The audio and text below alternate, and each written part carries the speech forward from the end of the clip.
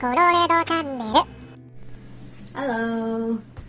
So many of friends and family have been asking about how it was to have a baby in Japan and my experience. I know this is really late. It's like 6 months almost since Emma was born, but I wanted to make a video talking about how it was for me. As I may have complained to you, or if you read my Twitter, the clinic that we decided to have Emma at closed to anybody who's not a patient in the middle of March.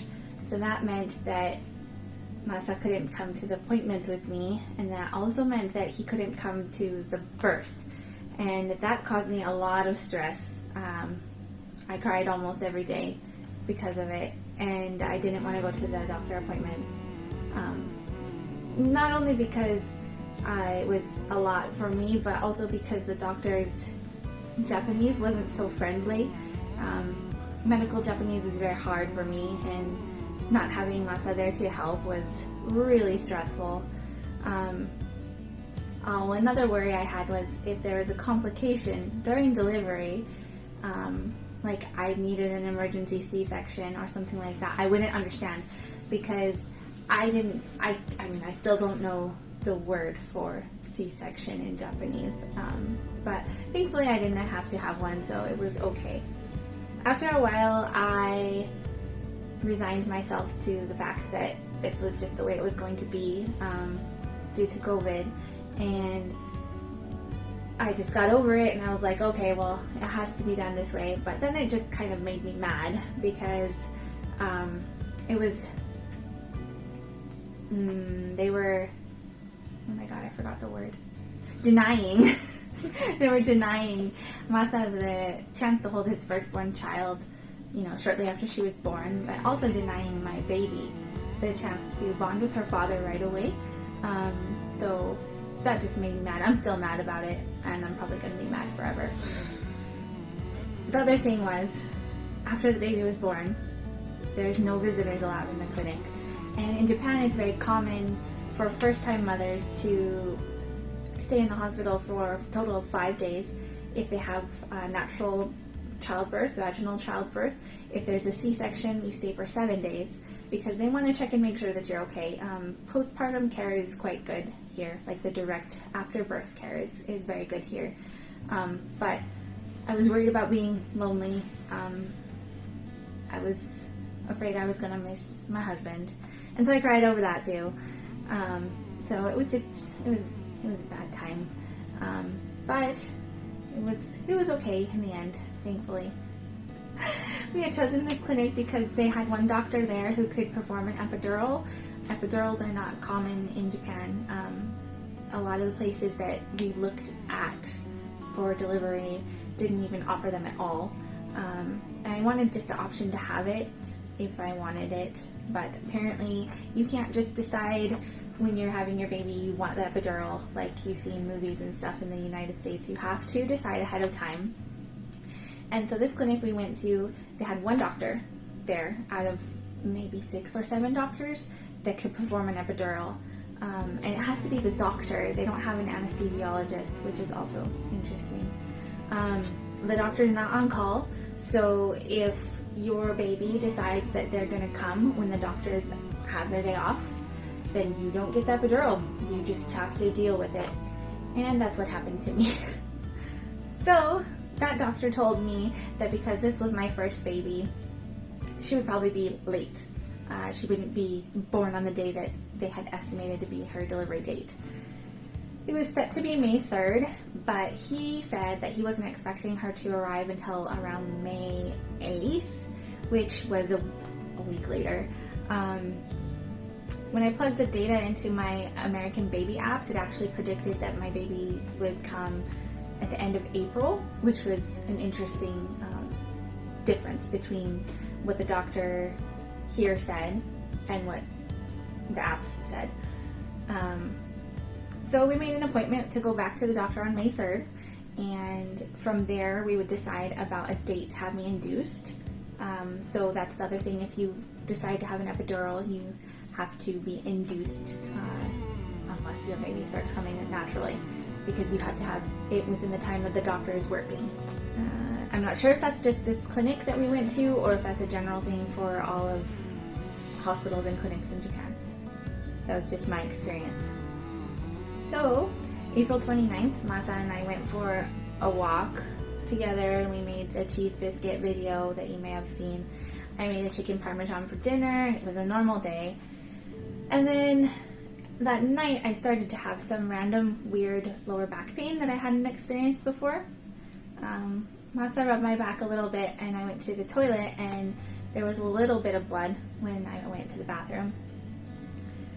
A few days earlier, I had watched the season finale of the TV show Brooklyn Nine-Nine, where one of the characters has a baby. And all I could think about when I saw that blood was Charles Boyle saying, "Is it the bloody show?" And the bloody show is a really horrible term for blood that comes out before your baby arrives. It can be an early indication of labor beginning. So I came out of the bathroom and I told Masa about it, and that maybe I was going to go into labor soon. He called the clinic to see what they had to say, and they told us, "Wait until the water breaks. The blood doesn't really mean anything." Okay, so we went to bed. And then I woke up around 1:30 a.m. with really bad pains in my lower abdomen. It felt like waves and waves of really severe period cramps. And I kind of expected it to go away, so I stayed in bed for a little while. But then I didn't stop, so I got up, I closed the bedroom door so I wouldn't bother my husband, and I got the birthing ball that I bought and got into a pose on the floor that I saw in a book that I had read. And then I opened a baby app that I had, and it had a contraction timer, so I started timing how it went. I think I stayed about 45 minutes by myself, maybe an hour, I'm not totally sure. I gauged that based on, I messaged Momo and told her I was in a lot of pain and I was probably in labor, and that was around 2:45 in the morning. So then shortly after that I woke Masa up, and he jumped out of bed and he called the clinic again, and they said that we could come to the clinic and they would check me out.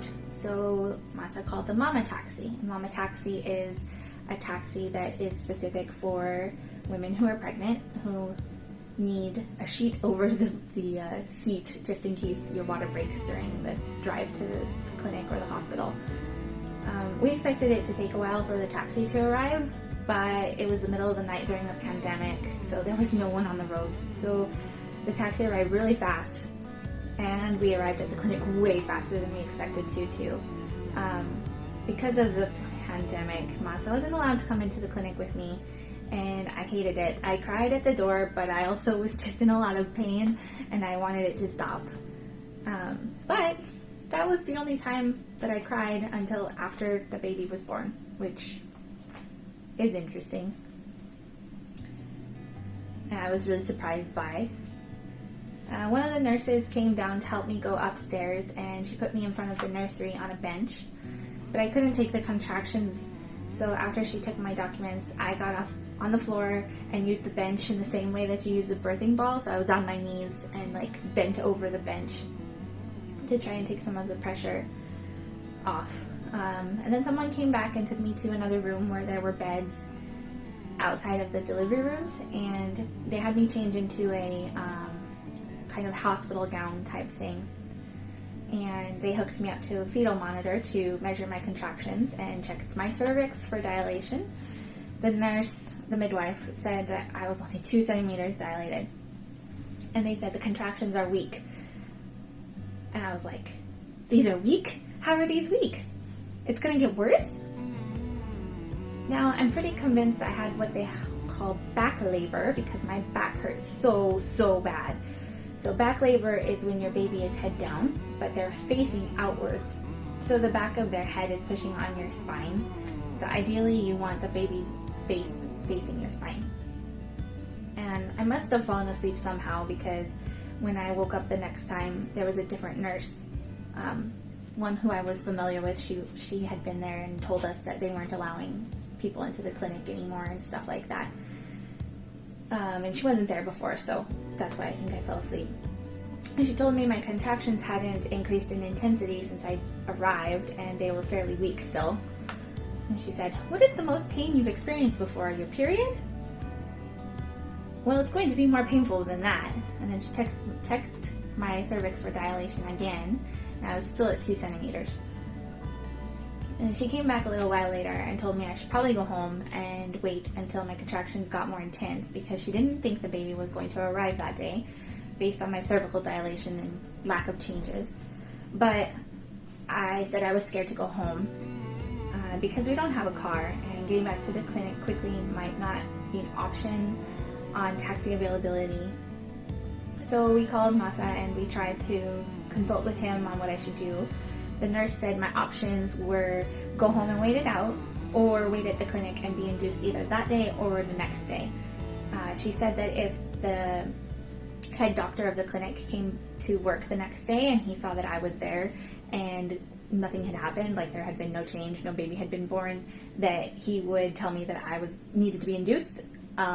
Like he wouldn't not let me do that. So I talked to Masa about it more, and we decided that I should just ask them to induce me that day and get it over with.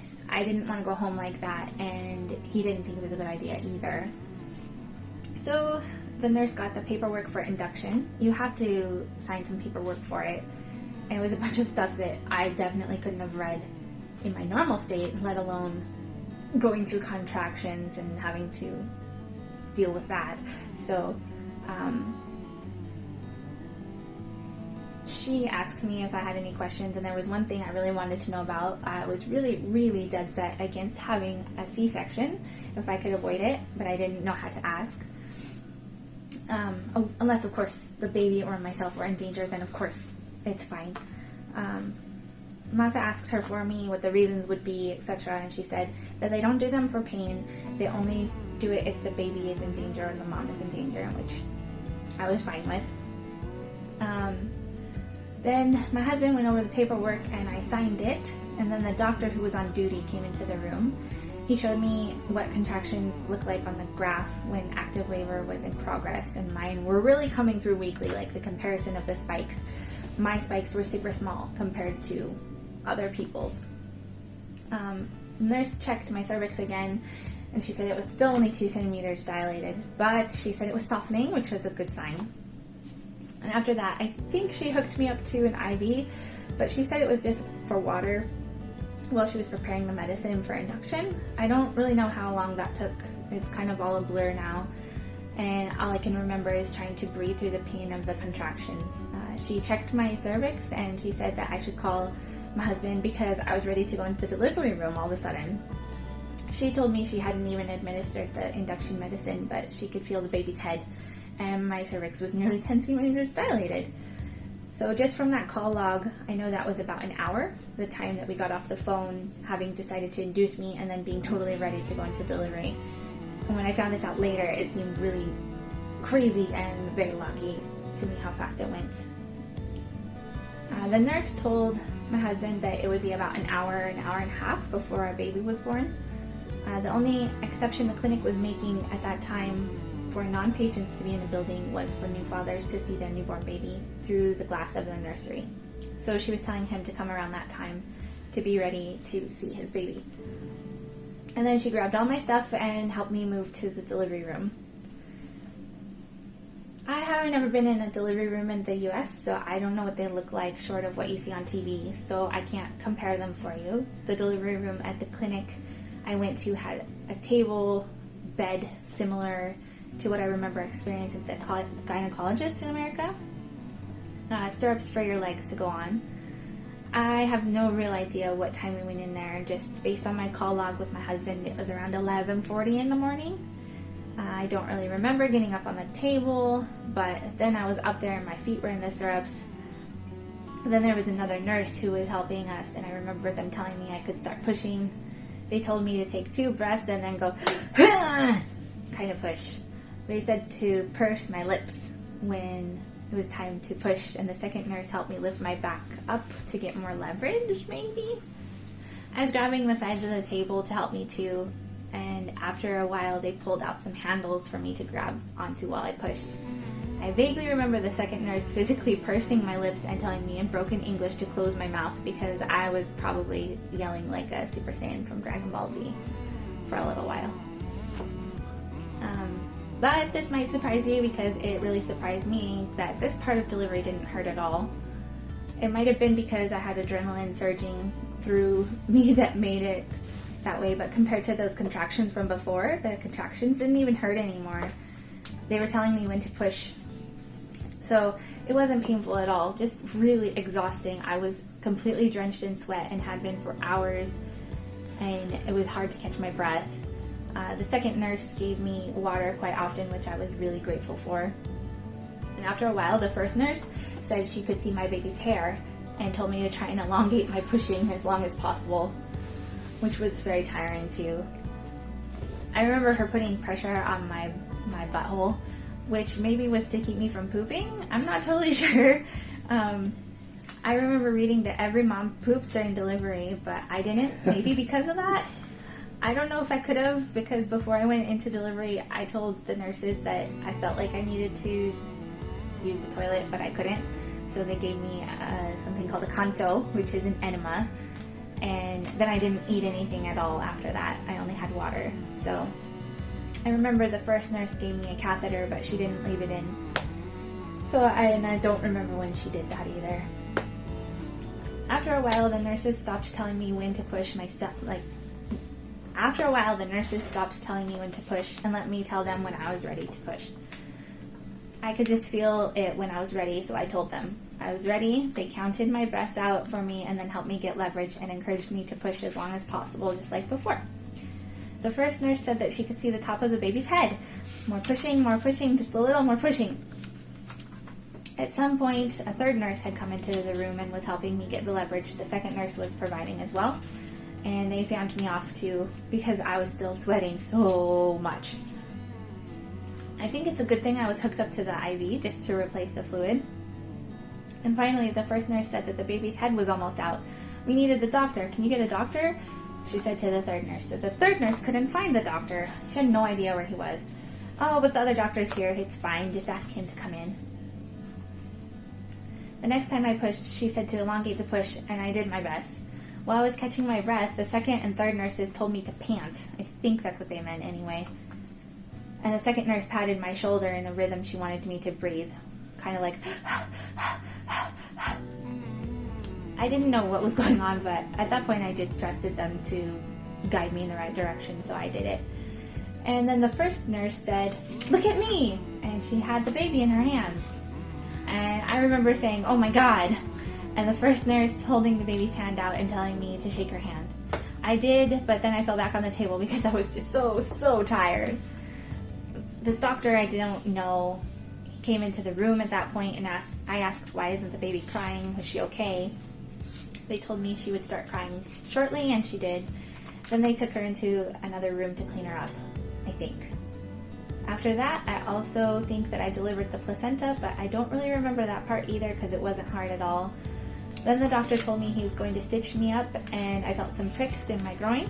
I don't remember the nurse saying that she was going to cut me, but she might have, or I might have torn and he was stitching it up. I honestly have no idea.